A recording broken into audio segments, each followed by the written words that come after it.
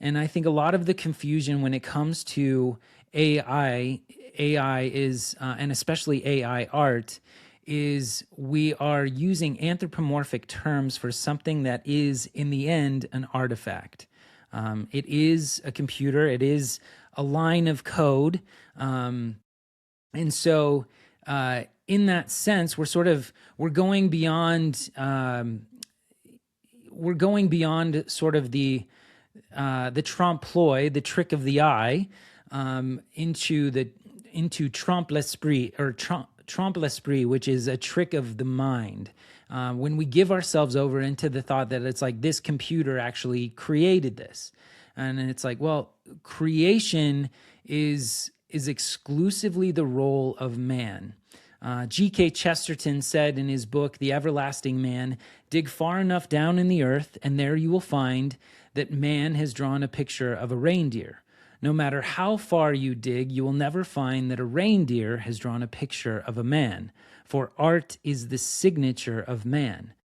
And so he says, it's like we look at our earliest ancestors, the cavemen, and the anthropologists of the day accuse them of being mere brutes, but there is no real sign of them being brutes. But what there is signs left of them are that they were artists, that beyond the mere industrial work of the termite or the beaver, like, man did something that was purely creative, purely expressive. And so that is the signature of man. And I don't think that just because a computer comes around that is going to automatically displace the role of man when it comes to creation.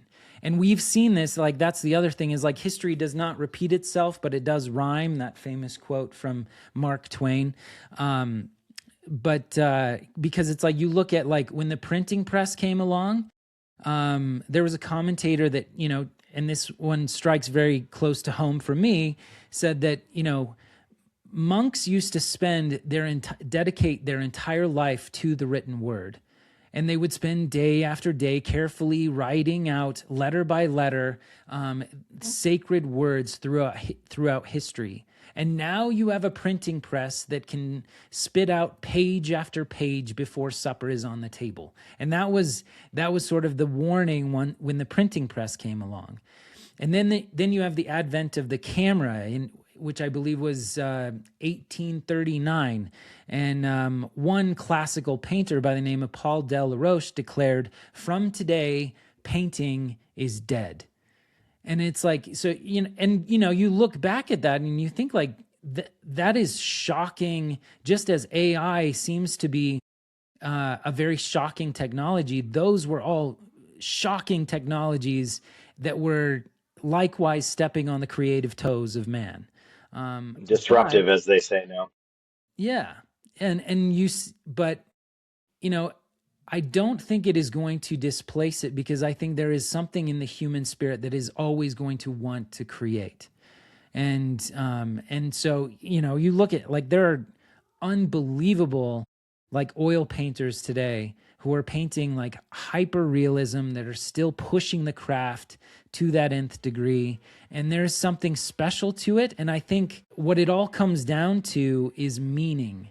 And meaning is far more, is a natural part of something that is created by man, by hand, rather than something that is automated through a computer. And so I think that it does need to spur a conversation amongst us artists, especially as to what we value in the art itself, and bring that all the more to the table. And I think that comes in just infusing our work with all the more depth of meaning in everything that we create.